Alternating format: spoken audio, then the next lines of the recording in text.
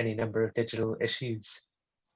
So obviously we've done, it's probably getting on for about 30 DigiShift calls now, and the idea behind them has been to share expertise, but also to build a bit of a community. So we've kept things informal and relaxed because we recognize that we're all learning very quickly together. So we thought today would be a good opportunity to reflect for a few minutes about what new things we've been doing in recent months, what have we learned about digital along the way, and where we might go next.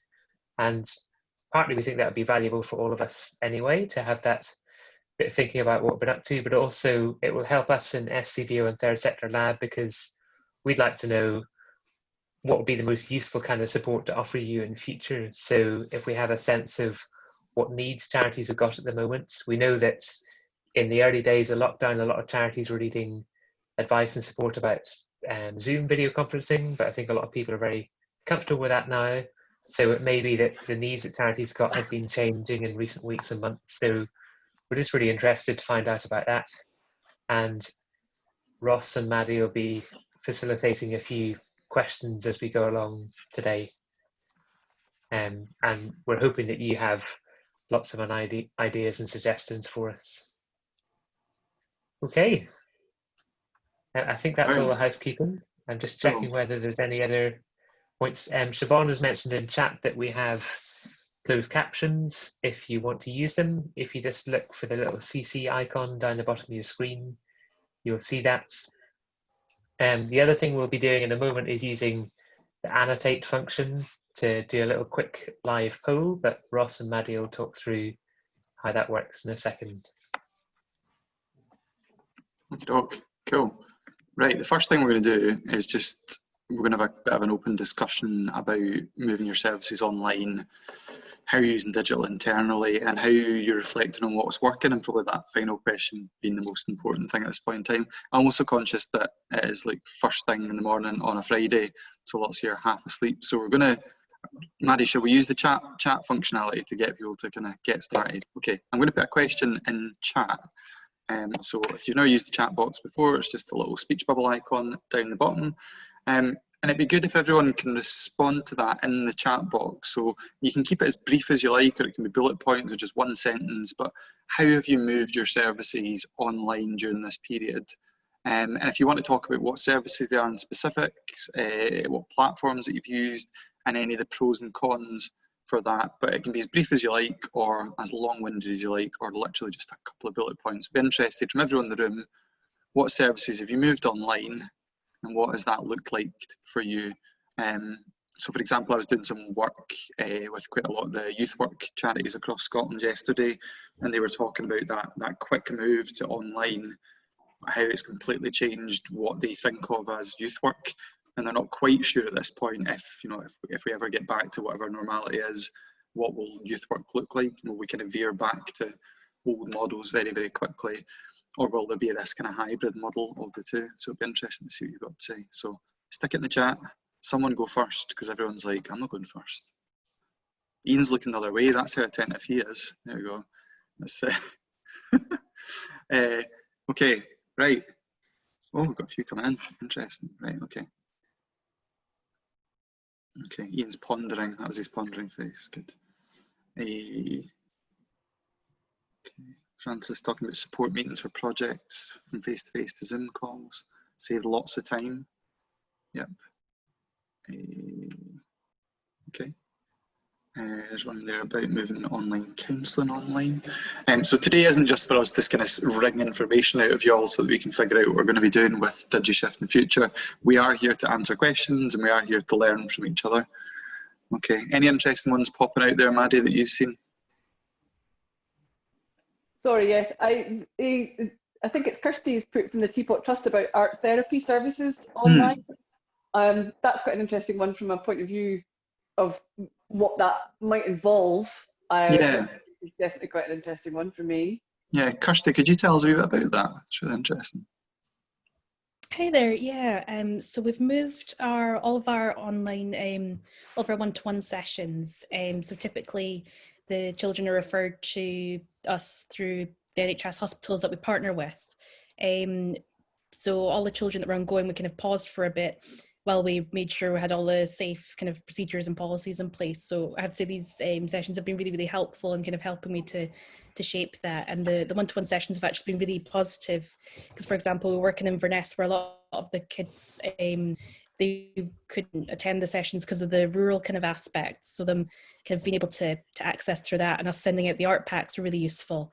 So more recently we've started trialing, because we would also do groups as well. Obviously they were paused, the groups that we did in the hospital, pretty as soon as lockdown started. So we've been kind of starting to look at how we also do groups and piloting that as well. Great. I was going to ask Donna a question, but I don't know if Donna has now vanished. No, you're still there, Donna. You're still there. You'd mentioned about waiting for a safe platform to move your NHS cooking and growing training to. Do you want to tell us a wee bit about that? And we can maybe. Yeah, can you hear me? Yeah, I can hear you fine. Yeah. So I'm a community food development worker for NHS Forth Valley, and we're still struggling to find a safe platform to put that training across. Okay. Unfortunately, Zoom we can't use, and we're looking at Microsoft Teams or GoToTraining, but it's very clunky, and we want it to be user-friendly. So if our community groups that are needing to take part in food hygiene, cooking from scratch, moving away from pre-made meals from food banks to allow them to be confident cooking at home. And my remit, my big remit is growing and making sure we're more resilient. So it's getting that information across online, which is really difficult. Okay. Okay. And do you have a vision of how you want those cooking sessions to go? Like, so in an ideal world, what would that session look like online? We do a lot of rehearse training, and what we do is train the trainers, and people go back and do cooking with their communities. And a lot of groups out there are doing online cook-alongs that can take a couple of hours, and that's fine if you've got the equipment, the broadband, and the whereabouts to take part in that. Well, we're looking at vulnerable groups that are needing just the quick skills to skill up. And with COVID-19, we've really seen that the lack of skills around growing and cooking puts us at a bit of a disadvantage. So it's just finding a platform to put that across. Most of our work was face-to-face. But now we can. The NHS is really quite strict how much face-to-face work we can do. Yeah. Martin's just jumped in the chat there, actually, say Forth Valley Sensory Centre's done online cooking videos with BSL and audio description. Martin, tell us a bit about that. Have you seen those ones, Donna? Yeah, I'm aware of Martin in the Sensory Centre work. Yeah, great. Yeah, so I guess that was one of the things I'd be interested in, is how much of it needs to be face-to-face on a kind of traditional video call, and how much of it is more about creating the content and people following along at a pace that suits them potentially, which could work quite nicely. You can do that. So things like, you know, using Facebook Live and YouTube Live, where you can actually also live stream pre-recorded stuff. So if you'd recorded a cooking session, you could have cook-alongs that are going with a pre-recorded video, but at any time of day, rather than someone having to be there every time you do it. So that might be an option that you might want to think about. I don't know if anyone else from the SCVO team's got any thoughts on that one. Kind of specifics of having to choose a safe platform, but also maybe rethinking what that may look like. I suppose in the very beginning, can you hear me? Yeah, quite valid. In the very beginning, there was a big concern about Zoom and you know, the security around that. But I think that those issues have been sorted. And if you are going to use it for a training platform, I think if you pay subscription, and that sort of provides a greater increased security. You know. Yeah. We had a piece of training that we were going to run. It was just about ready when lockdown came, and it was the very final pilot of a piece of work we're doing around public sector duty. And obviously we couldn't run it because we couldn't have bodies in the room, so we had to come up with a way of delivering it in a virtual medium. Luckily, the trainer that we worked with had the subscription, and so we worked out a way of putting the content together. and ran it. But I think it's a bit of a trial and error thing, because obviously it was a pilot, right? But we realised obviously, you know, that we had to do a piece that you could do at home. It was 6 sessions, 6 exercises, and you could do it. And they weren't very long. I think overall they took about an hour. And then we had allowed with the content an extra 2 hours. But then when we did the review or the evaluation, we realised that really wasn't long enough. Little breaks and things like that. People get very tired as well. There's, you know, sort of a 3-hour or 2-hour session, you know, it takes a lot out of you online, because you're literally focusing on the screen the whole time. So we went from 2 hours to 3 hours. We're given little breaks in there, and then we found it worked an awful lot better with having the breakouts, you know, and group discussion, because if people are listening for that length of time, that's very hard. Yeah, you know? absolutely. Yeah.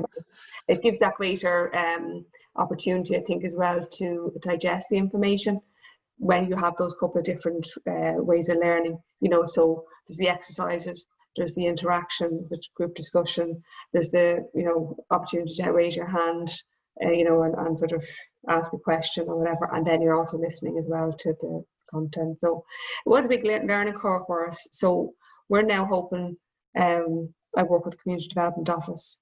It's in a local authority, which is really interesting, because we have such a broad range of services.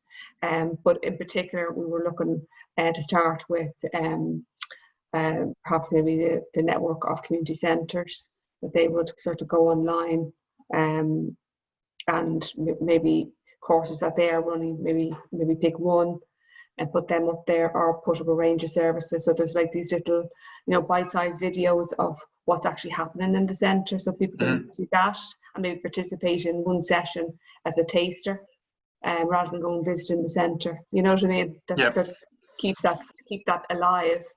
And the other side of that then is around sort of committee skills. We do courses on committee skills, and other range of courses as well. But to start there, maybe putting them up online, they would need to be very interactive, I suppose, as well, because some groups are very new, some groups are established, but yet do need to be trained. And, you know, I suppose how we do that. So that's why I'm here today, because we're looking at maybe developing a digital strategy first, and then from there, you know, to the next step. Okay. Has anyone out of interest moved services to an online learning platform? So rather than using kind of real-time training, using something like Zoom or Teams, has moved training to online learning? Has that happened now in the room? So experiment with that. Francis, do you want to tell us a bit about that? Yeah, so this has been something we've been thinking about for a while, and obviously this has kind of brought it all into focus, but we wanted to move some of our kind of top-up, like modular training, if you like, to an online platform. And just, you know, didn't really get into it. But since lockdown happened, we were doing quite a lot of research around what was out there, and there's so much in terms of you can get someone to write it all for you, or you can just use a platform and build it yourself. So we've kind of done a bit of a cost-benefit analysis of all the different options. And yeah, I think we're going to try and build it ourselves using a platform. Can't remember the name of it now. I can find out. Because we have the content. We're going to try and see, but we may then revert back to having someone build it for us, but it's not cheap at all. So yeah, it's just going to work our way through at the moment. But it's definitely something that's been on the back burner for ages, and this has actually just made us do it, which has been great. Yeah, and I think sometimes people underestimate the kind of time and effort that's required from taking a training session to a self-service training session online. So as the transition from a training session to an online training session delivered like this isn't hugely difficult, but it's that point at which someone is doing the training themselves at their own pace that the whole thing changes completely. That said, though, lots of you will be sitting on really good resources at the moment, and it's maybe just thinking about how you repurpose some of those resources. I did some work with Cora Foundation a couple of days ago with their grant holders, and there was quite a small carers charity that's moved all their training online, and it's self-service training. They had, it was like 16,000 users registered for the service and have gone through their online training. It's like far surpasses what they would do in face-to-face training. The other one that was quite interesting, actually, and it keeps coming up time and time again, was Paisley Ymca, and they're going through like quite a big internal dialogue at the moment, where they're a very place-based organisation, but they're starting to deliver work, like not just nationally but globally now. People are coming to them for some of the digital youth work they do and some of the stuff they do around coding. They've been speaking to a couple of firms in San Francisco about their work and how youth work is delivered online. So they're doing some really interesting stuff, and I think for me that's something that I think is going to really shift what the charity sector looks like over the next few months. Is why be just a place-based charity if you're doing amazing work that has potentially global reach? And it's those kind of constraints that don't really apply anymore in the same way that they used to. So it'll be interesting to see how people are exploring that. And has that come up as an issue for people? If you're a local-based charity, have you seen your work expanding online? Have you had discussions around what that might look like? Anyone from SCVO had discussions like that? Ian has put something in the chat there. He works for an international development charity. But yeah, they've seen their reach. A lot of the stuff that needed to be done in person doesn't. So does Ian want to talk a bit more about that? Yeah, do you want to tell us a bit about that? Yeah, sure. So I work for an international development charity that largely works through partners overseas in Africa and Asia, Latin America. And obviously with climate change, we've reduced our travel a lot over the last few years, but it was still a kind of article of faith in the organisation that, you know, you could maintain a relationship over Skype, but you couldn't establish one. And I think we're now finding maybe that's not the case. You know, we've just forced the necessity. I still think there are limits to that. Like that work of like relationship building is it's always going to be easier in person. You know, so I don't think we wouldn't say we're totally going to abandon traveling and meeting and stuff like that, but we don't have to do it nearly as much. And there's lots of things that we thought had to be done in person that just don't, you know, so that's the sort of, so that's been a big, you know, a big learning thing, because it's just a different sort of, you know, the jobs are different jobs. If there's not nearly so much travel involved, you know, the relationship with the partners, hopefully the partners are more empowered, you know, and maybe there's more bringing them to us as well, you know, but it's just, it will change the way a lot of people in the organisation work. That really reflects some of the stuff that we heard last week from environmental charities, and that they're finding that they've got a much bigger reach. I wonder if Anne would like to comment. She specifically said they're a rural area, so that would give a really nice contrast of how's that worked for you, Anne, in your rural area work? We were kind of catapulted into this, not a very steep learning line. It wasn't a curve. And then moving into digital, but since we have moved in, we won't be going back. So we are definitely looking at blended, and that's not just ourselves, that's colleagues across all sectors. You know, the amount of co-production that can happen, that moving forward, I think it's that. Our biggest issue, we're a semi-rural area, Angus. We have 7 towns, lots of small villages, and that's not quite in the north of Scotland. Connectivity is a key issue, and the lack of decent broadband. But other than that, we have found it's been very successful. Young people have really embraced it and taken the lead. But even I noticed in the chat, you know, a couple of people talking about we work with older women, and again, it was about no issue. They adapted to it like really quickly. I suppose it was about being very specific, which tool we were using, how we were using, what we were using it for, and not a one size fits all.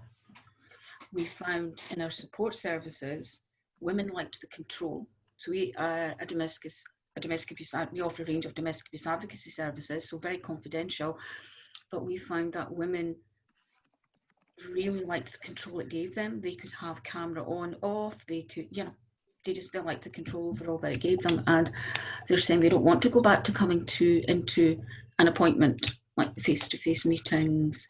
It also gave staff far more flexibility in their diaries, which then meant more choice for women, because we didn't have hours of travelling to meet someone.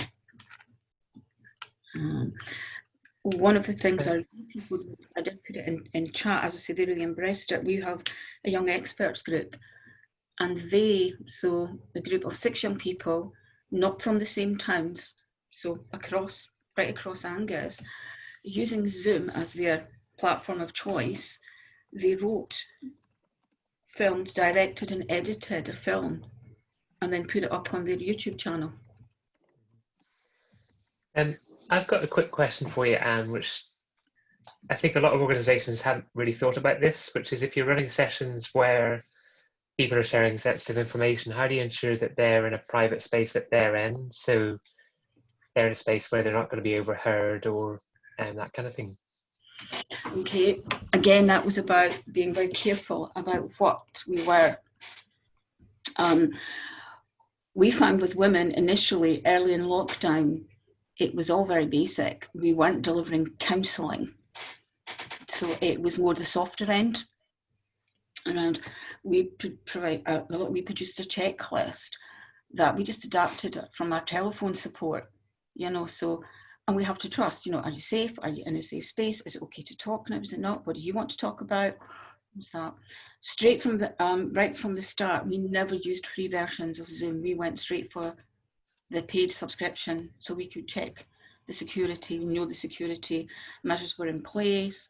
We don't allow anything to be recorded. We don't, you know, it's all the basics. Only the host can screen share. You know, it's having all those basics set up. And basically giving the control to the women. If they said they were safe, then we went with it. And that was that check-in right at the beginning of every session. And again, at the end of every session, and following up with a phone call, just checking, you know, are you okay? With children and young people, it was very different. It was more just keeping contact. It wasn't any therapeutic work. It was just maintaining contact with them throughout lockdown. With young people, we gave the option, and we actually did have 2 children because mum was also in the service and we were talking to mum using video platforms. We didn't just use Zoom, we used whatever platform suited the women, WhatsApp, face-to-face, what have you. We didn't have children say, can I see your face when I'm talking to you? So they were requesting. Again, it was about being incredibly sensitive about the content of that call. And no, it wasn't necessarily particularly with children, it wouldn't have been the normal therapeutic intervention. We are looking at that now, along with 2 counselling services in Angus. We're coming together and looking at how do we now move into that on a digital platform. So I suppose we're at slightly the similar point that you're raising, John. And I don't know if that's answered the question. Brilliant, thank you. Yeah, thank you, that was helpful. I think Ross has just nudged us to say we're going to move the discussion in a slightly different direction. So about how you're using digital internally. But go on. Yeah, no, we're interested to hear. I mean, there's the usual suspects, like people moving from email to Slack or to Teams. But we'd be interested to hear what platforms you're using, how has culture shifted now that you're largely not in an office space? What have you found as some of the kind of pros and cons of that as well? How fatigued are people feeling with constant meetings that look like this versus face-to-face meetings? So any thoughts at all? Again, just stick them in the chat box and then we'll pick up on some and we can see where you might need help as well. So it can be anything at all about how you're using digital internally. It doesn't need to be comms, it could also be about internal processes. So it might be that, you know, maybe your internal processes were largely paper-based in the past and it was largely based in office. How are you coping with that during lockdown? What does that look like? One of the ones that, you know, we're hearing time and time again that has changed fundamentally is HR processes, where a lot of that stuff was traditionally quite paper-based or quite Word document and email heavy, and now actually some really good online platforms for streamlining that. Siobhan's saying I need to have a rest break before and after every video meeting. They are very draining, there is no doubt about it. I personally think they're more draining than a face-to-face meeting. Okay. Francis, Slack was embedded before COVID, now used all the time, all comms on Zoom. Folk are slowly moving back to phone as Zoom fatigue grows. Yep, I can feel that. Valerie's asking, what is Slack? So there's a good... Sorry, on you go, John. But the way I always describe it is like WhatsApp for work. So it's like a live chat tool, but you can do things like link files and embed files. It also organizes conversations into different threads. So you might have one related to a particular project. You can do things like show whether you're online or offline. So it's a really effective tool for quick informal communication amongst your team, because it organizes everything into threads. And if you're away for a few days and you come back, you're always seeing the latest point in the discussion. And that can be really helpful, because if you're relying on email, you know, very often people's experience of coming back to an email inbox, and you've got to wade through dozens of emails to see what's important, what isn't. But because of the way that Slack organizes conversations, it's much easier to get back up to speed. A very comparable product from Microsoft is called Teams, where again it's about short chat messages organized into different threads. Yep, it's a really good way of explaining it. Yeah, Francis just flagged a good point about there's no natural boundaries or breaks between moving into and out of an office. I was actually talking to somebody I saw on the street this morning, because he was dropping his kid off at nursery like I was, and he was heading off for a run, and he said, I do this as my kind of fake commute every morning to kind of try and give himself a bit of a start and finish to the day, because that doesn't necessarily happen. And particularly if you're having to work flexibly as well to try and cover things, it maybe doesn't feel like there's the same natural break points. Yeah, absolutely. Matt, you mentioned Breathe HR. Do you want to tell people quickly about it and how it's working for you guys? Yeah, thanks, Ross. Hi, sorry, this is my first one of these, Ross. Thanks for inviting me. So we are a network ourselves of Scottish community reuse and recycling organisations. So we support a membership, but internally Breathe, for a small organisation of 5 staff. It's almost revolutionised the way we book holidays, claim our expenses, record sick days, and it all just, you know, when you change to something like that from a very paper-based system, you do wonder how's this going to go, and everybody has got along with it in the right spirit, and I think it's working well for us. It does help that we have a boss, the chief exec, that is very clued up on IT, so I think that has been a really positive thing for us to work with as well. So interesting. There's a question. So Francis, our IT team have said Breathe HR isn't safe as it doesn't have multi-factor authentication. Interesting. Okay. I don't know if you know if it's got multi-factor authentication, Matt. I'm not sure. No, I don't understand what that means. Okay. Yeah. So for those of you who are not sure, yeah, all multi-factor authentication is just using a second device to authenticate. So generally, if you go to log in, it will give you a passcode on your phone, and you'll use that secondary passcode to prove who you are. I'm not sure if it doesn't have it. What I would say, and this came up a lot yesterday when I was doing some work with youth work organisations, is just how much control IT people still have, and sometimes rightly, because it's about security and it's about keeping stuff robust and safe, but sometimes it can be complete overkill, and whether that's your internal team, but the thing that's been coming up time and time again is local authority IT teams controlling what platforms people can and can't use. So the example we had before, you know, McDonald works for NHS, but what I've seen a lot from charities that anecdotally speaking to me is NHS and local authority IT teams telling charities what they can and cannot use, and simply because they give them a grant, and which I think isn't appropriate. And I do think this needs to be something that's on board agendas, is to think about, you know, what are the risks we're willing to take, what is safeguarding we have in place, but actually we need to take responsibility for that as a charity. We can't have someone external telling us that stuff. I do wonder, Francis, it'd be interesting, like, if you put any HR online platform in front of your IT person, would they want any of them? Oh, I've got a parcel here I've got to sign for. John or Maddie? Yeah, I'll pick it up. He's just put the parcel down, he's just ran. You're going to use two-factor authentication to sign for it, right? This is exciting. Sorry. Yeah, Francis, over to you, maybe. Yeah, I mean, if we got it all set up, we had all the data in it, we were just about to use it, it would save us such a huge amount of time and effort and duplication of data entry. Yeah. And then they've just said, because we had an email scare where someone's email got used to email all the contacts, that bit of a panic, we installed multi-factor authentication into all our systems, and they've said we can't use it, but they've recommended another one which just doesn't look as good. And, you know, I'm like, fuck, do you have a risk trying to have that conversation and I'm losing. Yeah. There's I mean, there are.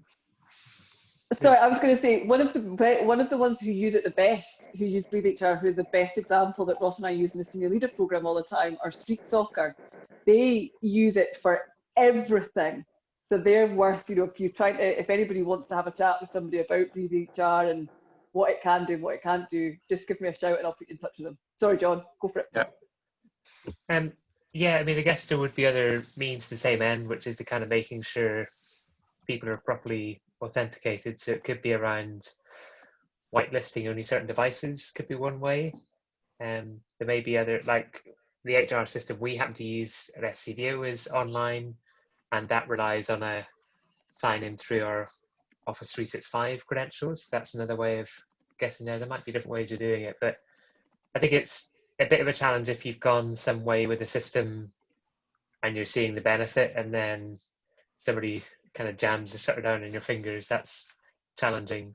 But I think, as Ross says, it's all about proportionality. So, I mean, I guess the reality is if you do put a lot of sensitive information in an HR system, that's something you're going to have to approach with some caution. But, it does need to be something that's workable, because time and time again, you see a situation where if you go with a very secure product that's actually a nightmare to use, then you get quite low value from it because people aren't really using it very much. So it's that kind of balance to strike.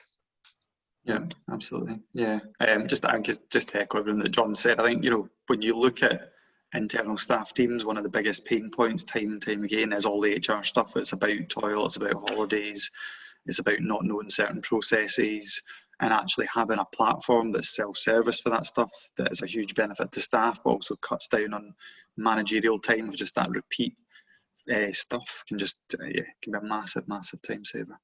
Okay, our final question for this part of the session, again, just using the chat box. How are you reflecting on what is working? So how, as a team, are you reflecting on what has gone well with the digital channels that you're using during COVID, and equally what has not worked so well? And that can be both, again, internally or externally.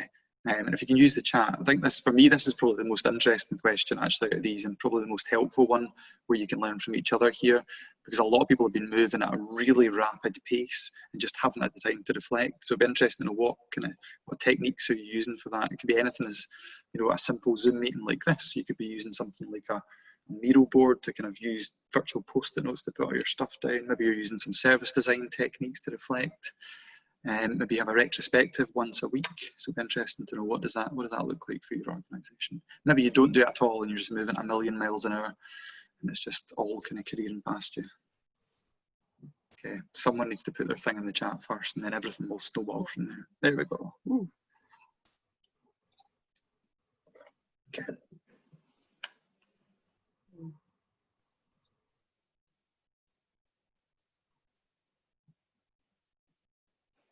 Okay, so regular surveys there from Kirsty, regular conversations with our therapist, Siobhan. Very honest one there, the charities that you're volunteering with haven't had a chance to reflect, still very much in crisis and development. One of the charities that I'm on the board of feels quite like that at the moment, to be honest. Okay, Google Forms from Julie.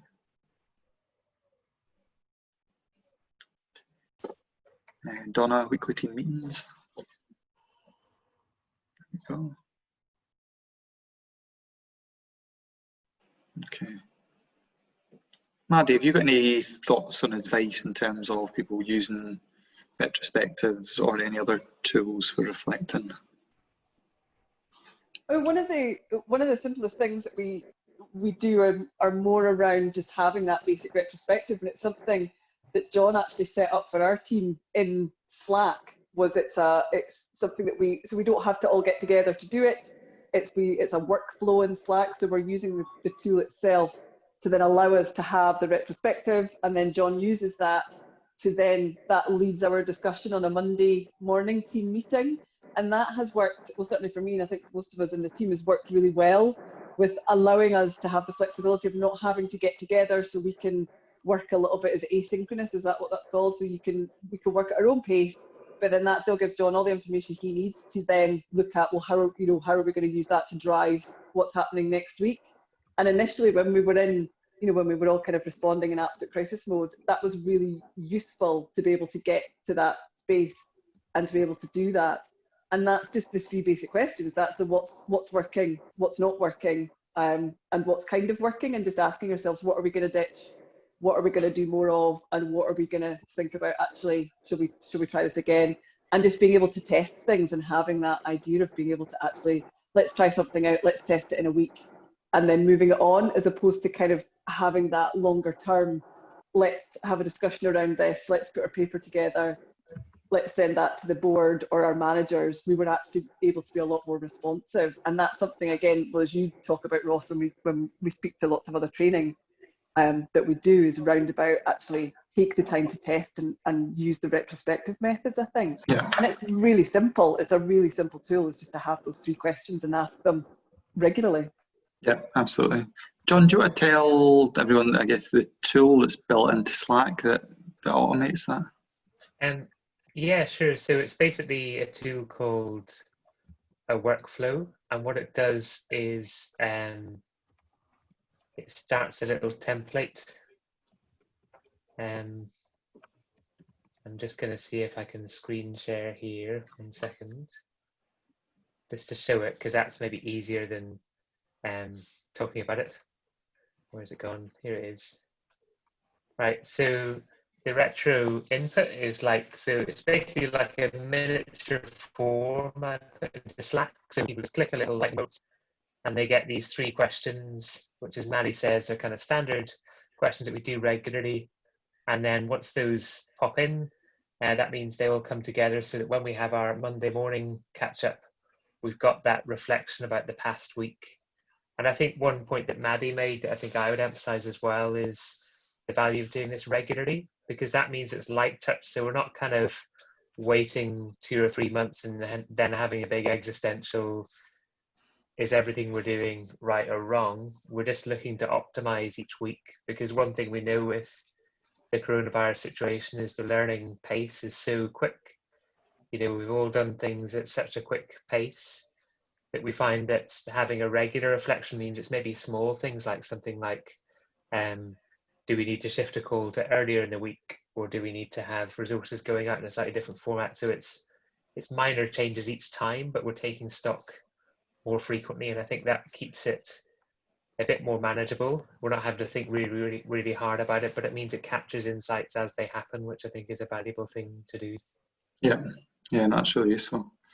Okay, there's some really interesting stuff coming in the chat. I'm going to let everyone kind of read that and digest it, and we're going to move on just in a wee second. So I guess just a reminder that the title of today is around developing a post-lockdown digital strategy. And one of the things which we've talked about throughout these DigiShift sessions is when we're talking about strategy, we're not necessarily talking about developing a big kind of 14-page paper that 6 senior managers kind of wrangle over for 3 months, and then 6 months down the line your board finally decides to sign it off, albeit a very horrible amended version that doesn't look anything like the original thing. So when we're talking about this, what I'd like you to think about is that mantra that the strategy is delivery. So we're talking about doing things rather than writing things down, and then you might do a thing in a month's time or 3 months' time. And that may be really small steps. So like, you know, John's example there, the problem might be we're not taking the time to reflect and it feels really onerous, and we do it once a month and that's not enough at the moment. We're going to put a really simple retrospective into Slack once a week so that all staff can feed in, and then we make incremental small changes. It might be that throughout this period you found that your board has been lacking and been rabbit in the headlights during this period, and that seems to be the case for a lot of charity boards. Maybe you need a digital trustee in your board. Maybe, you know, so the example that Francis gave, maybe cybersecurity is somewhat lacking and you want to get more robust. And maybe one of the things that sits in your digital strategy and that kind of action plan is about getting a grant and being able to go and get your Cyber Essentials accreditation. So when we're thinking about this stuff, I want you to be thinking about actual actions that are going to be deliverable rather than strategies that have kind of vague, waffly terms that are about a future direction. Someone, I don't know, should I use this example? I'm going to use this example, right? So someone was at a workshop yesterday talking about what will X charity worker look like in 2090. Maddie will laugh in a wee second because she was aware of this. And I was like, 2090? Like the world will be underwater in 2090. Who knows what 20... Like, So for me, these kind of like big picture hypothesis, kind of like wrangling over what the future will look like, is so ridiculous. Like COVID's hit, nobody knew it was going to hit, and look how the world has changed. The idea that you can plan 3 months ahead, never mind 3 years, never mind to 2090, is ridiculous, quite frankly. So you need to be thinking about strategies, about delivery. It's about putting practical things in place that you can tangibly do with the resources that you've got. So that's really all that we're thinking about. John, did you want to say something? I'm going to slightly contradict you, Ross. I think Yay, go for it. It feels to me like that's all totally true, and we should be really responsive and agile. But I also think there is that challenge of a lot of us have built things very quickly to just keep things going in a kind of crisis response mode. And I think one thing that's probably quite important to do now, because we've had people in chat flagging issues of burnout and sustainability, is how to make things viable over the long term. So I think the two things I would be thinking about is A, is it really workable for all your users? So you might have some people who have gone a bit quiet because maybe the new online channels aren't really so good for them. So about having a think to make sure everybody can get on board with new ways of services if you've done that. And then the second is making sure the team capacity is there as much as you can to support it over the longer term. So maybe you've really grown the size of the groups that you're supporting because you've got bigger reach, but just making sure that's all still doable over the long term, so that you're not necessarily going to get to a kind of absolute state of equilibrium where everything is just totally steady, but just making sure you've got a team set up or ways of working that you can sustain over a longer period of time. And maybe in particular in regard to technology, if there's been any quick fixes that you've done, that you can take a bit of time to stabilize them a bit so that you've not imported any risk into your systems that could be a problem later on. Yeah, totally agree. Yeah. I've just put, so a thing in the chat there that makes me sound clever, but I didn't say it. So when you're developing your strategy, focusing on why, not how. So I think this is the big thing that I've seen a lot, is charities being able to get back to their original aims and objectives that actually for a lot of years were adrift with being obsessed about delivering service level agreements or constantly chasing funding, and actually much more focused on a list of services rather than thinking, why do we do all of these services in the first place? And they're just servicing a bunch of stuff. And for me, I think this period has allowed charities to focus on why they're actually doing things and to broaden out the accessibility for their services as well. So we're gonna now look at a really simple design principles kind of framework from CAST, which I'm going to put the link in just now, and we're going to do a very quick exercise. John, do you want me to screen share, or do you want to do it? What would be the easiest way? I'm happy to share it if you want. I've got the screen ready. Yeah, go for it then. You go for it. Yeah. So we are going to do some dot voting. So here are the 10 design principles from CAST. So I'll put the link in, so when you click on these, they'll open up and they'll expand, and there's some really useful resources and links in there. Maddie and I use these when we're running the Digital Senior Leaders Programme as well. It's quite a useful thing as well if you want to have something that, whether it's on, I was about to say in the office, nobody's in an office, but if it's on your shared drive, or even a simple thing that you can email out to everyone, that when we're talking about people getting their head around a digital strategy and direction of travel and principles, it doesn't need to be a big document, like literally this list of 10 things. Or if you've got a SharePoint, making sure it's pinned to the first bit of the SharePoint. So what I'd like to think about is which of these 3 principles are most important to you right now. So I'll very quickly run through them. So start with user needs, keeping them involved, understand what's out there first. So what are other charities using and how do you repurpose and develop those for yourself? Building the right team, taking small steps and learning as you go, which we just spoke about, building digital services, not websites, being inclusive, thinking about privacy and security, which we touched on a wee bit, building for sustainability, collaborate and build partnerships, and being open. And what you're going to do, so if you click on the view options at the top, so where it says you're viewing John's screen, click view options and then click on annotate, and you will notice there is a stamp option, and you can either use the star or the love heart, and you're going to pick the 3 that are most important to your organisation right now, and you're going to vote next to those 3. Okay. If anyone isn't clear about that, stick your questions in the chat box or jump on video, and we can probably help you. So let's get voting.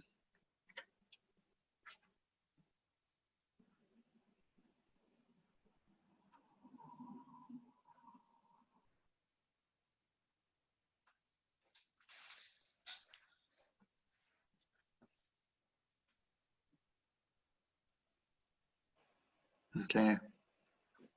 I'm loving the freehand text. These are good. This is good. I like this. Excellent freehand text. Okay. Okay, anyone left to vote? This was John's idea. This is a really good idea. This is really nice. I like this. Okay, there was a sudden flurry for build digital services, not websites. I think more and more charities have kind of got their head around that concept, and as people are starting to procure websites, they're kind of moving away from the idea that it's just a shameless marketing exercise, thinking this is actually how we transact with users. Siobhan, maybe you're better at maths than I. Oh, look, what's that? What is that? Is that a spider? It's growing a star. 5 legs now. Oh, no, it's got more legs. 6 legs.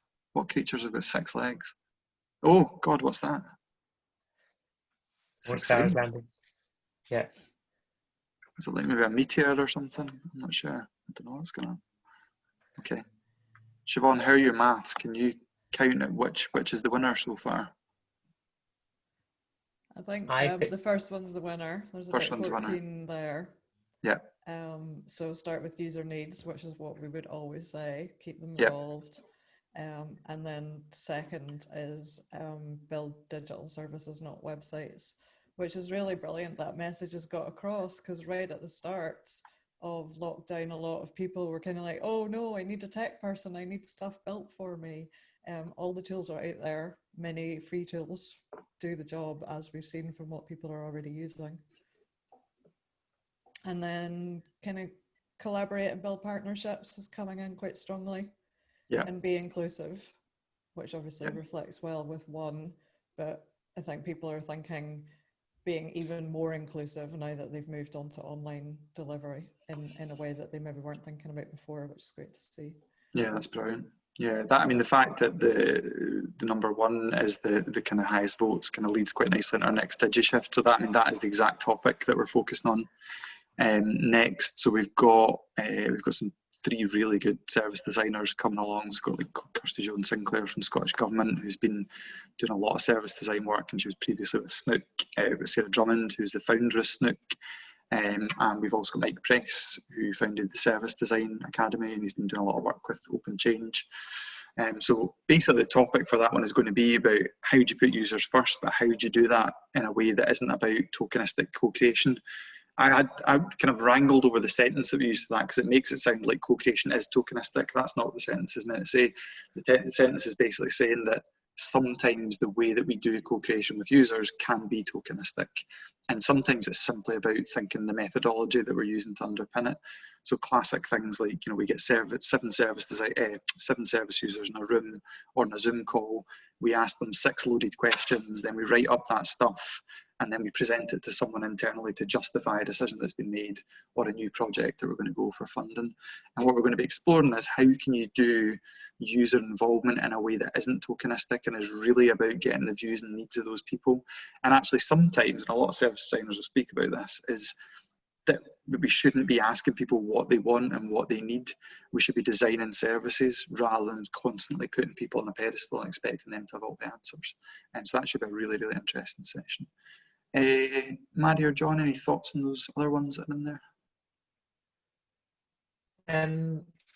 I just stopped to share. I hope that was all right. I think one interesting is one really nice thing about digital tools is if you use them flexibly, you can be really responsive. So you're not having to go away for 6 months and build something very expensive and then worry if users are going to want it or not. We can do it in a more gradual way, and that can mean that you can use responses from your users to shape the path that you take. So if you get feedback, like a really good example we had in the chat this morning about Zoom calls versus phone calls, if you find that your team is getting zoomed out, you can just tweak your strategy a little bit and switch to phone. You can kind of pivot and adjust as you go along. You're not committed to something for 5 years. And I think that's a really helpful place to be, because that means you can keep adjusting when you hear more from how people are using your services.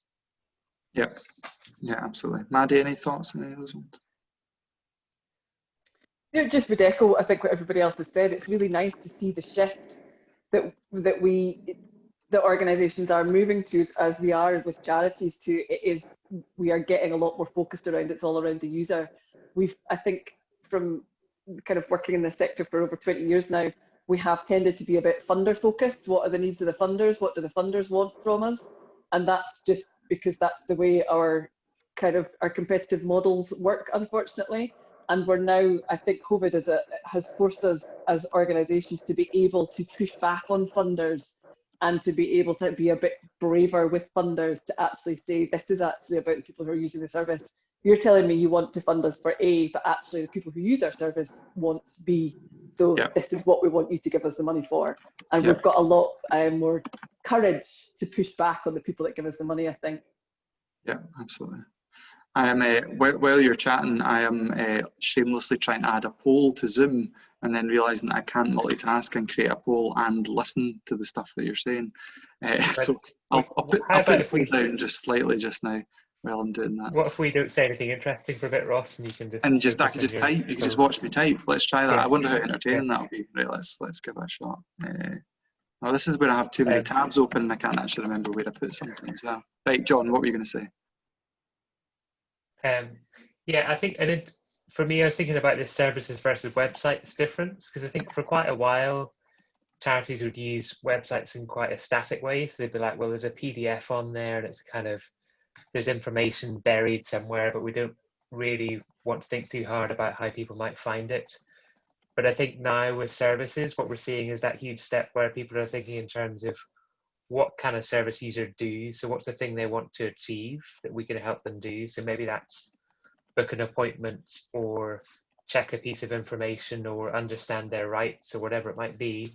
So they're thinking much more in terms of what do people outside our organization need to get done today and how can we help them do that? And I think that's a really important shift, because for such a long time, a charity website might have been organized around well, this is a kind of online library for all our stuff that we don't really, we've not really taken that time to look at it from an outside perspective.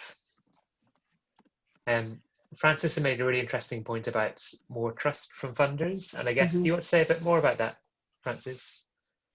Yeah, sure. We've got a number of projects which are funded by a number of different funders. There's quite a lot of funder management, if you like, going on, but pretty much all of them, and even our big government funders, I would say as well, have just said, this isn't normal. Yeah. Best what you need to do to support those people who you're supporting, and it might not be what we agreed at the start, but actually people need different things right now, and so we're not going to tell you what to do. Evaluation, just tell us how you want to evaluate that and how you want to prove the difference you've made. So they've basically taken away all kind of structure and kind of formal ask of us, which has been brilliant, because projects have just been so innovative. They've been doing stuff which has been absolutely not what they were funded for, but it's been really helpful and is what needed in the community. So it's just been quite liberating, I think, that we've been able to just do what we think is best, and it being recognised that we know best in that situation. So yeah. Yeah, it's going to be really interesting, I think, when this current round of grant funding finishes and we come into a new round of grant funding on the various grants programs, like what is that going to look like? What are they going to ask people to do? I think the big thing that's going to be a struggle is actually grants officers who have never really assessed digital first project en masse before, and it's been a really niche thing in a lot of mainstream funding. And like the thing that we've been talking about for years is moving out of really small pots of digital specific funding into mainstream grants programs, and now that's happened whether they like it or not. The problem is, are grants officers skilled and experienced enough to know when something is a complete waste of money and doesn't need built, or when something is a really good idea and it's built on really solid principles? And so that, I think, is going to be a big issue. I think for me, like, funders need a lot of support in that area to get grants officers up to speed to think about what that's going to look like. Yeah, so I think as well there's an issue with some funders in that you want to do something digital and they're like, no, you can't do that because it doesn't include everyone.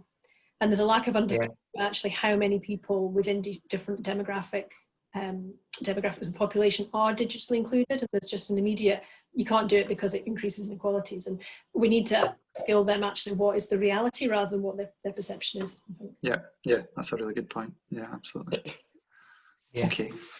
Sorry, I lost connection there for a second, but I think one thing that may already have been said that I would maybe mention is if you're giving funders ideas about quite new ways of working, two quite good things to have is A, some user insights, so some feedback from users on what would work for them, and B, a kind of a prototype, or to use the jargon, a minimum viable product, because quite often you can very cheaply test an idea out, and that can give you an actual real world picture of what would work or what wouldn't. And that I think can be more productive than having a sort of a big concept paper about, we were thinking about this. If you've done something for a month or two and just tested it, that can teach you loads of stuff about what's the best way to develop your product. And also that's a really good evidence base to give to a funder and say, look at what our test said, there is demand for this. It can be a really useful tool to have. Yeah, totally echo that. And I think Siobhan picked up on that point as well, where we've seen a shift away from you have to go to a funder because you want to develop an app. Nobody needs an app, but let's say you do, and then you go and apply for tens of thousands of pounds, and it's a very laborious process, and probably there's a good chance you're not going to get it. But actually that ability to access off-the-shelf, flexible, no-code technology, where the tech bit of it is the cheap bit, the more expensive bit is the fact that you now have counsellors delivering something online, and you need to pay for sessional counsellors' time. And that's where the value should be, not that you spend tens of thousands of pounds developing an app, but that tens of thousands of pounds allows you to deliver many, many counselling sessions if you're a counselling charity. I don't know if you've got anything to add to that, Siobhan, because that was a really important point.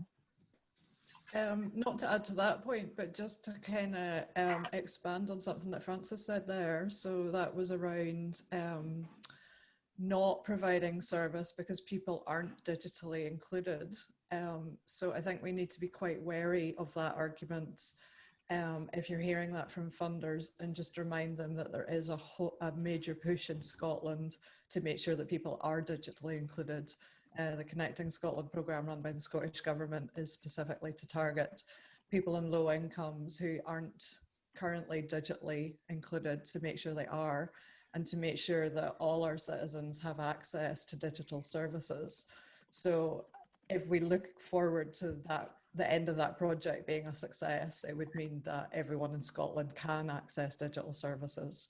So I think then we as charities need to work towards that point, so that we already have everything in place for everyone being online. So I would use that argument back to your funders if you're hearing that. Yeah, absolutely. Okay, we're gonna move on to the next element of today's session. So what we thought would be quite useful is trying to highlight some of your lockdown digital role models. So who are the organisations that you're looking to that you think are doing amazing stuff online? And it could be someone where you've shamelessly emulated the way that they're doing it, and you've lifted and shifted their service and you're now delivering that. It could be that you're looking to another charity that's doing amazing stuff with digital, and aspirationally that's where you want to get to. And we're thinking about digital, it could be a charity that's doing really cool stuff with their internal processes and their teams and how they're collaborating. It could be how they're communicating, or maybe how they're doing their fundraising. It could be about how they're delivering digital services. So anything at all across that broad spectrum of digital.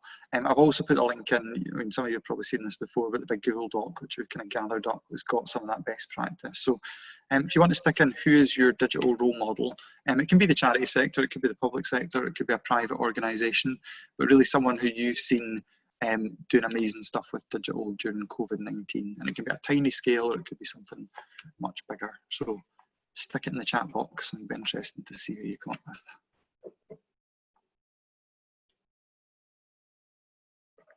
John, Maddie, Siobhan, do you want to put one in as well? Have you got a digital, who's your role model?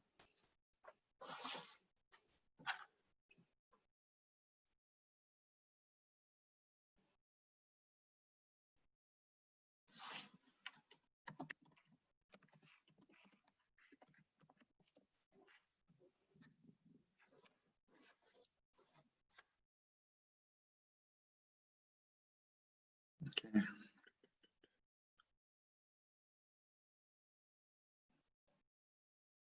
Some interesting ones going in there. I spoke about Paisley Ymca earlier, so I'll not waffle on about them again. One that I was just thinking of, it's not a Scottish charity, but it's one that we had a case study for quite early on, called Young Somerset. And I think what's nice about their example is they work with an NHS agency, so they have to get around all the concerns about privacy and safeguarding and so on, but they really came up with a really good model to very quickly move one-to-one counselling to Zoom, but they had a really solid protocol behind it so that they'd done all the risk assessment and they understood the issues that could come up.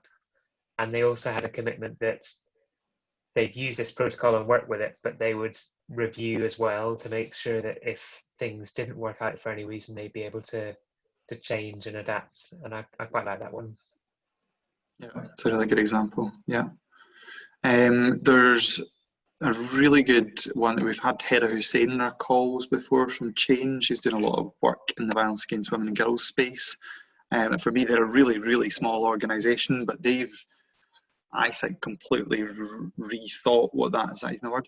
Rethought what that model looks like. And I've put a link in there just now. But some of they're rolling out new stuff like literally every month at the moment. They've just got some new funding. But so things like they've got like a legal toolkit. So build your own case. So if you've been involved in a domestic abuse case, how to collect evidence of abuse that you can use for court cases and criminal cases, and you've got a toolkit in there and building your own case without a lawyer. They've got some really, really interesting stuff that kind of moves beyond those traditional violence against women and girls services. Okay, Jennifer. Oh, Jennifer said us. That's nice. Thanks, Jennifer. Voluntary action. I'll not blow our trumpets because that wouldn't be fair. Voluntary action North Lanarkshire. What have they done? What have they done, Jennifer? Tell us. Hiya.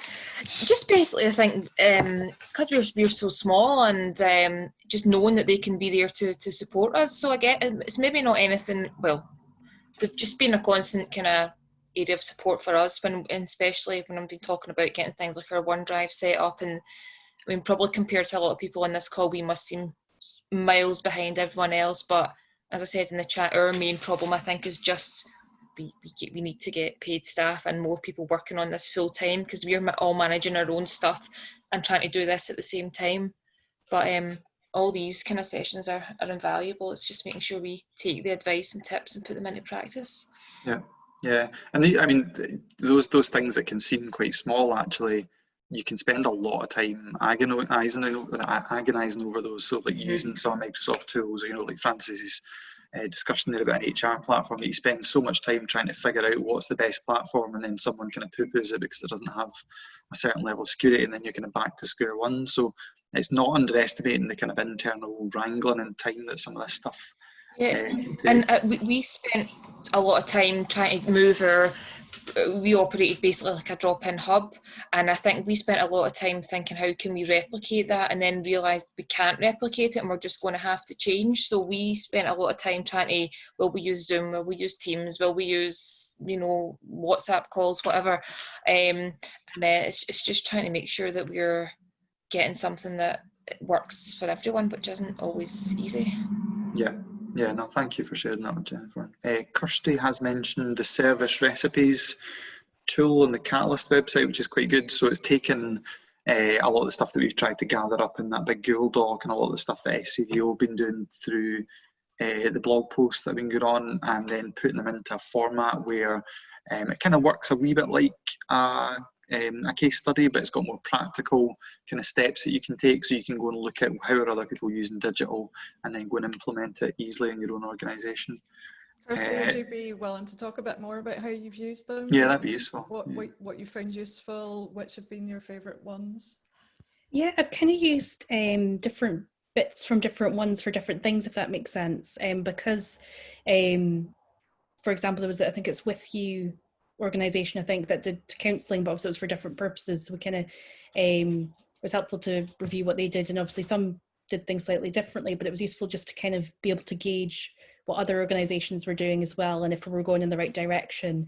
Things like Bernardo's, and especially around things like when everyone's kind of stressing about safeguarding and you want to make sure you're not kind of going off on one, and make sure that you're in line with best practice. It was really, really helpful. Especially when it's dealing with kind of art therapy. It was helpful to see other kind of counselling type ones for kind of security and data protection, things like that. And things we're looking at the moment, because some of the issues that have come up that because of a lot of our sort of paperwork and consent things are still quite paper based, and some of the families are finding it difficult to like sign things because obviously with some of them don't have scanners or printers. So it's been helpful kind of being able to go back to that and go, okay, we've got another issue. Let's kind of go back and look if there's any other organisations that have done things. So like we're looking at like Calendly for availability for the art therapist, things like that. So it's just kind of using it as a whole kind of resource, really. That's really useful to know, and that's exactly what their intention was. That's why they called them recipes. So for all of you to dip in and take the ingredients from each one that were most useful for you. I'm wondering, Kirsty, you mentioned safeguarding there. Have you used their DigiSafe guide? Yeah, that's been great. Have you found that? Yeah, no, I found that really helpful. And I joined the safeguarding, I think it was a DigiShift a couple of weeks ago, if I'm right. That was really helpful as well. And I kind of came away with a big list of resources from yourselves as well. So these have been really invaluable, as someone else mentioned before. Brilliant. That's what I'm finding as well. That's really good to hear. With a list of tools and resources that I want to go and learn more about how they work, and then a list of organisations that I want to go and see, well, how are they doing this? And yeah, it's all about not reinventing the wheel, learning from other people who have done something on the same lines before. Yeah, absolutely. Yeah. I think for me, that's a big message when the rest of you are speaking to senior managers and your staff and your board, is getting them to understand that robust, tried and tested frameworks and the way that other digital services work is a really, really important thing. And I think in the past with digital, there's been such a focus on innovation, whatever that means to you, and actually an obsession about everything needs to be new and everything needs to be shiny, and actually deploying stuff that is safe and we know it works is much more important than trying to be innovative for the sake of being innovative. So the more that you can think about that and the more that you can get that mantra across with staff teams and with your trustees, the more important it's going to be. Because safeguarding in particular, if there's a tried and tested safeguarding framework that works, why would you go away and try and develop something from scratch yourselves? Okay. I'm just having a wee look at our agenda. Siobhan, how are we for time? I think we're doing pretty well. We're good for time. Yep.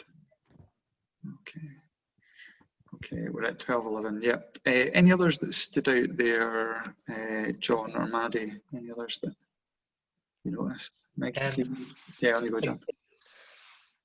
We had a kind of gooseberry award flag for where there's gaps in public sector. I didn't want to mention that, but now you're mentioning that this is.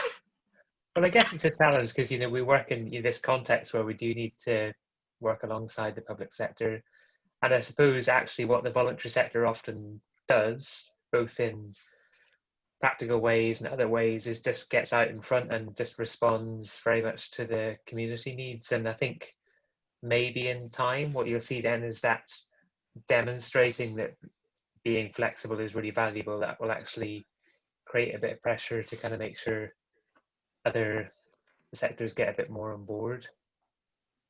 Sorry if that was a bit on PC, but it's been really stark that the people we're struggling to communicate most with through this is the public sector. And we've got one government department who can still only do phone calls. And I mean, everyone else has kind of stretched their comfort zone a little bit, and it's just quite telling that that's the weakest link, I think, in terms of getting on with things as normal just now. But anyway, that's my topic. So interestingly, Jennifer specifically was praising South Lanarkshire Council. I wonder if you want to talk about that, Jennifer, because then we're public sector that's done well. So what have they done well? That was just purely from a personal, as a resident thing, from the start. So things like, you had a gym membership and you just did your own things, and within a week it was full online timetables, and it was almost as close to normal as you could. And the same with their kids services. So where we'd be used to taking the kids into the library for their wee book bug classes or craft sessions or whatever, they had all recorded videos, and there were sessions. So that jumped out to me. I mean, that's only a very specific part of the council, like that little area, but for me I thought they replicated and had things on quite quick. There are other services I can't really speak for. That would be quite an interesting poll. Not for today, but and probably not to share with anybody, but that would be quite interesting to do. Which local authorities would you give the Gooseberry or the Star Award to? Sorry. I just had a really quick one. I know we're now probably going to be pushed for time. Julie from TuneSpeak, if you are, I think you're still here, you had a really fantastic example about being responsive. It was just if you could tell us about that, how you've changed what it is that you're delivering. And you said that you've got a new responses program. You're currently developing another recovery program. So you've kind of moved your entire program online, and you've changed it in response to user needs. So if you give us a bit more, that'd be great. Yeah, of course. Thanks, Maddie. We were halfway through a term. As an arts organisation, we work in kind of academic years, so between August and July would be our delivery. We were halfway through the spring term in March when lockdown started. We were able to apply for emergency funding through supporting communities, because we had previously been in receipt of Scottish Government funding, which was why we were allowed to apply for that. And we became an anchor organisation in the northeast of Glasgow for other organisations in our area. Because of that funding, we were able to immediately create this, what we called our response programme, and it was two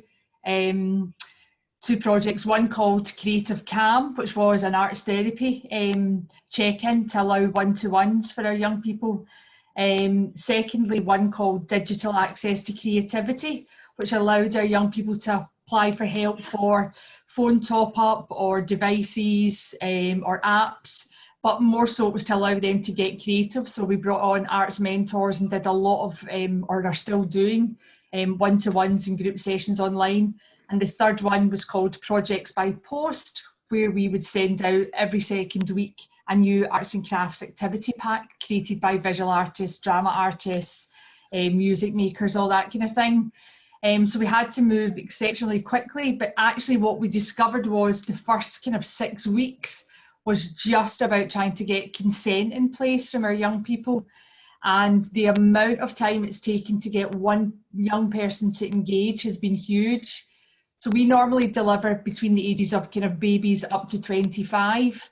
We found our strongest response has been from the 8s to 11s, whereas teenagers have been extremely difficult to reach, and we're still not reaching all of our participants who were coming regularly on a week-to-week basis. So moving digitally has been a huge shift. Even the way that you deliver an arts project digitally has changed immensely.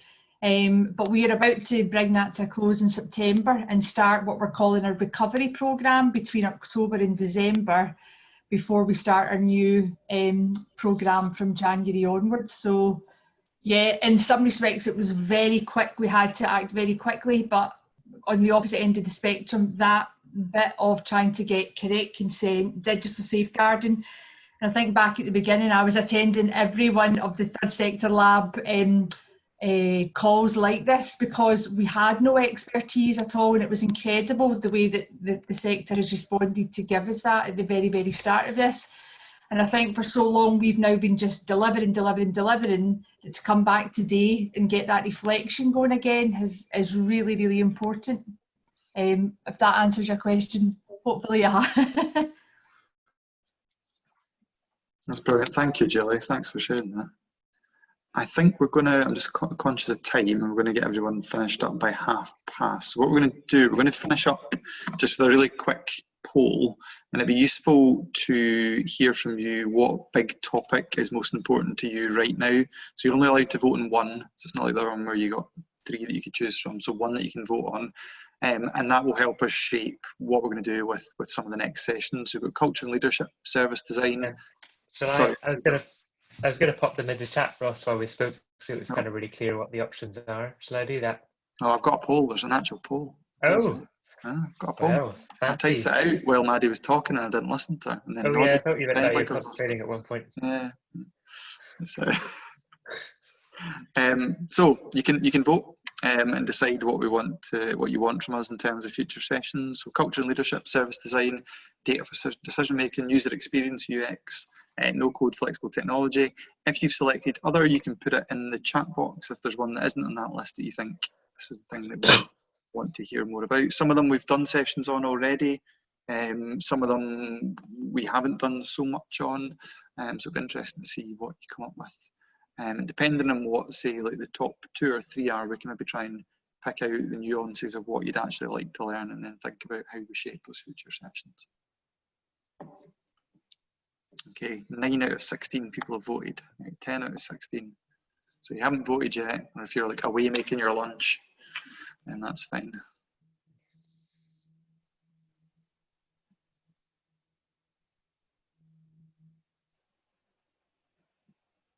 Okay, right, 2 people left to vote. So if you're one of those 2 people.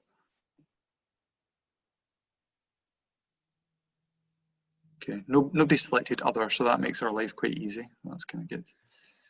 Okay, 15 out of 16. Maybe there's a 16th, or maybe I'm the 16th person. Oh Christ, we could have been here forever, couldn't we? Right, I'll just end polling. That's ridiculous, isn't it? I need more coffee. Right. Okay, let's share the results. Can everyone see the results? Yeah, so service design was kind of way out on top. So our next session is on service design, so that's quite handy. And putting users first. User experience and UX was second, and then actually tied for 3rd place are the other ones, so no code, flexible technology, data for decision making, culture and leadership. Anyone want to, so for those of you who did vote, anyone want to share, you can either do it in chat box or just jump on video, what's important to you right now? Can we just do a very quick shout out for a couple of other service design things that are coming up? Yep, do it. So I think Maddie has a curve session really soon, is that right? What's the date of that, Maddie? It's Monday. Monday. It's on and what's Monday. Woo, it's called What's Your Problem? Most antagonistic name for a training session ever heard. I love it. What's your problem? But that I think will be a really, really useful session to do. And the other one that's coming up a bit later is the Design Hop experience. So that's has been a face-to-face workshop before, and that is a chance to practically work through a real thing that you're working on and take a kind of vague problem statement that you might have, and by the end of the process you go away with something you can go and do some development on. So it's a really useful opportunity, and that will be coming up over the next few months. Okay, I've stopped plugging now, Ross. That's all right. No, it's good plug-in. Yep, so there's, we've put the link, Siobhan and I both put the link in the chat, so you can sign up for Maddie's session on Monday. There's still spaces left for that, which is good. Okay, for those of you, so there's 2 of you voted for no code flexible technology.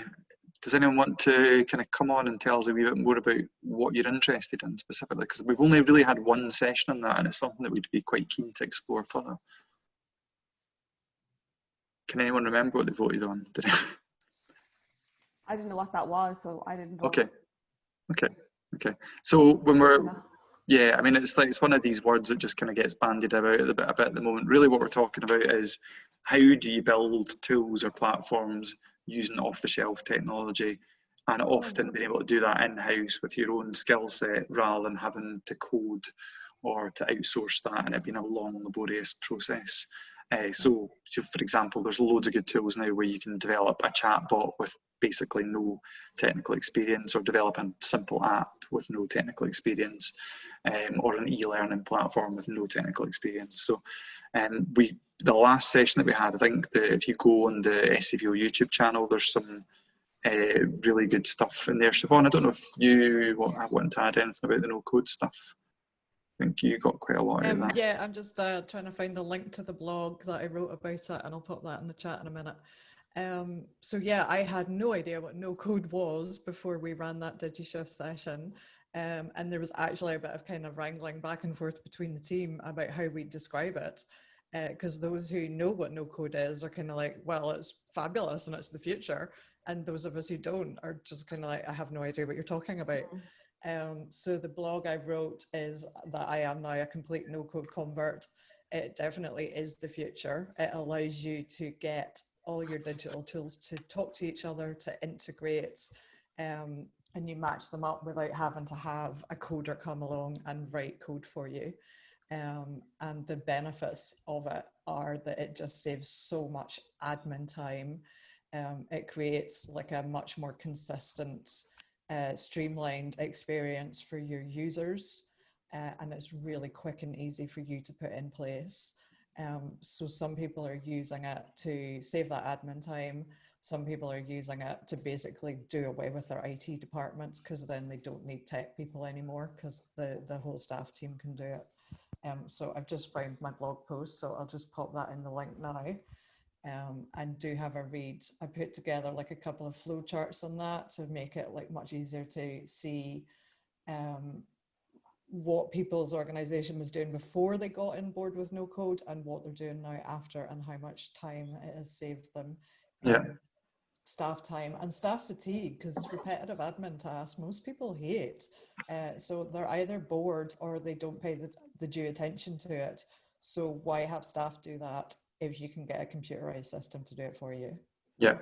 I mean, a really nice example, I think they use Bubble. I'll put a link to Bubble. I might have made up the name of it, but I will put a link to it. So Govan Housing Association, so Rory, who works there, who's been on one of these calls before, so they have a kind of assessment tool around digital inclusion, and they used an off-the-shelf tool. I'm pretty sure it's Bubble they use, so it sits as an app on their phone, and it works on Android and iOS, and it means like a member of staff can do like digital inclusion assessments with people, and it's basically a kind of really quick system that sits on their phone, so they're not using a very clunky online form.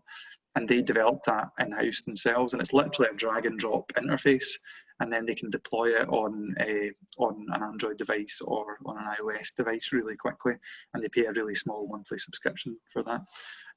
So that's the kind of thing where, you know, they've got a really specific use case. They could have gone and outsourced that and got a developer to develop it for them. It probably would have cost them a huge amount of money. And actually them being able to do that in-house, and actually in many ways them being the best placed people to know what they want from that, and actually learning from it. So, you know, a month in, learning that actually we asked this question this way, we need to change that. They're not having to go back to the developer to spend thousands of pounds to tweak a system. They're able to just drag and drop the interface and change what that looks like. And that's really cool. And then you can do things like really interesting stuff like reporting to see where, you know, in Govan, where are the hotspots of digital inclusion, or where do people not have broadband connectivity versus another area in there. So that's been really interesting. Any, John or Maddie, any examples of kind of no-code stuff that you want to highlight? Or I think what I would just quickly flag that's a nice one is using like a text messaging platform like Twilio combined with MailChimp. So you might have people engage with you first by text message, but then you can get them to join an email list, so you get a slightly better way of giving them more chunky information. So those are two services you could just link together in a very easy way. Yeah, so we had one of our previous calls, we had Manchester CEB were on, and they used Twilio for their services. So yeah, that's a really nice example actually. One of the other things which I've seen being deployed a lot more now is live chat functionality that will also tie in with like omni-channel support. So live chat functionality that's on your website, but I can have that live chat on WhatsApp Messenger or on Facebook Messenger or on the traditional way of just a live chat on your site, and we're seeing that more and more. And then that means you're not having to make a choice of a single platform, or that thing where you have live chat built on your website, but as soon as someone leaves, you've lost that conversation with them, and then you're not able to integrate that with a CRM. So more and more live chat tools have that kind of omni-channel integration, which is really powerful. But again, it's, you know, small monthly subscriptions. You just literally copy and paste a line of code, you build it in a back end with a drag and drop editor, and then you can deploy it really, really quickly. So when we're thinking about that mantra about building digital services, not websites, we're not always talking about you need to go and ditch your current website and go away and procure another big hulking beast of a website. Is actually there might be small plugged in systems that you use on that site that are going to allow you to deploy some of this stuff. Okay. I'm conscious of time, so we are going to be finishing up there. In terms of next steps, we've got our next DigiShift. Sorry, John, did you want to jump in? Yeah, I thought we were going to ask another question about preferred formats, so I'm just going to do that. So obviously we've had our DigiShift calls have been a really regular feature. But there are other ways we can offer support. So I'm going to put 3 options into chat and just have a look and see which way of getting support is best for you, and just reply. So the 3 options really are open calls like this DigiShift, where it's a kind of Q&A. And the other thing we've been doing is more structured training, like the curve, where it's taking one topic and really working through it in detail. And then the final option we've got is just online materials like the how-to guides that you can read through at your own pace. So obviously we've got all 3 are there right now, they're open to you, but what we kind of want to get a sense of is which of those might be most helpful to help you move ahead further. So if you just want to quickly answer in chat, that'd be great.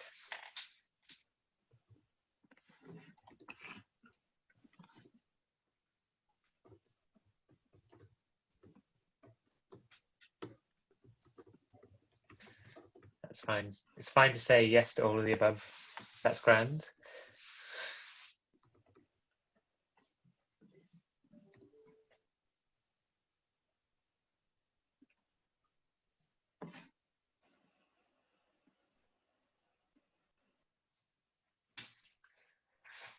And it's interesting to see a few people flagging having a few linked together, like structured training plus materials is a good one to know about.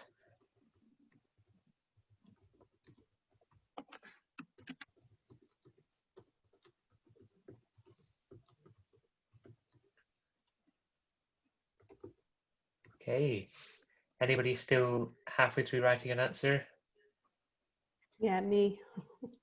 Okay, that's fine. Just have a minute or two, no problem.